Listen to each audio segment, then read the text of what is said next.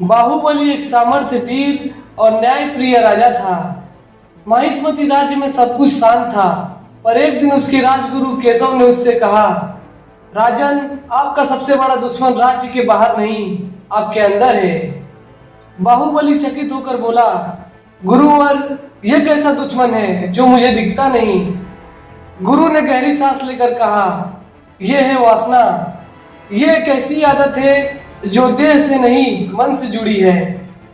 आजकल के युवक और कुछ योद्धा भी अश्लीलता के जाल में फंस रहे हैं, जिसे आजकल के लोग पोर्न कहते हैं। बाहुबली ने सोचा, मैं तो एक महान योद्धा हूँ, यह एक छोटी सी वासना मुझे क्या हराएगी। पर जैसे ही उसने जांच शुरू की, उसने देखा कि उसके ही कुछ सेनापति इस गंदी लत में फंस गए हैं।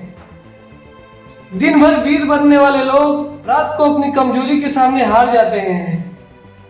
एक रात बाहुबली ने खुद को एक छोटी सी लालच के सामने पाया। जिज्ञासा के चक्कर में उसने भी एक अश्लील दृश्य देखा। उस रात उसका मन व्याकुल हो गया। अगली सुबह बाहुबली ने तलवार पकड़ी, पर इस बार शत्रु सामने नहीं था। शत्रु उसके अंदर था, वासना, छुपी हुई लत, सुख की झूठी छवि।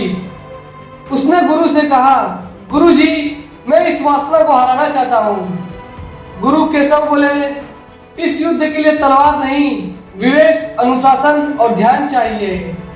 जहां मन भागे वहां उसे पकड़कर वापस लाना सीखो। बाहुबली ने एक व्रत लिया, 30 दिन तक मन और इंद्रियों का संयम। हर बार जब वासना उसे खींचती, वो या तो तपस्या करता या युद्ध का अभ्यास। उसने अपने कुछ युवक सैनिकों के लिए एक मन बल केंद्र बनवाया, जहां वे अपने मन की कमजोरी पर काम कर सकते थे। 1 महीने बाद बाहुबली एक बदला हुआ मनुष्य था। उसका मन शांत था, दृष्टि निर्मल थी। उसने सबके सामने कहा, युद्ध बाहर के दुश्मन से लड़ना आसान है, पर असली बाहुबली वो है जो अपने अंदर के वासना रूपी दुश्मन को हरा दे। उसने राज्य में एक नया नियम बनवाया, हर युवक को मनोबल, धैर्य और विवेक का अभ्यास दिया जाएगा।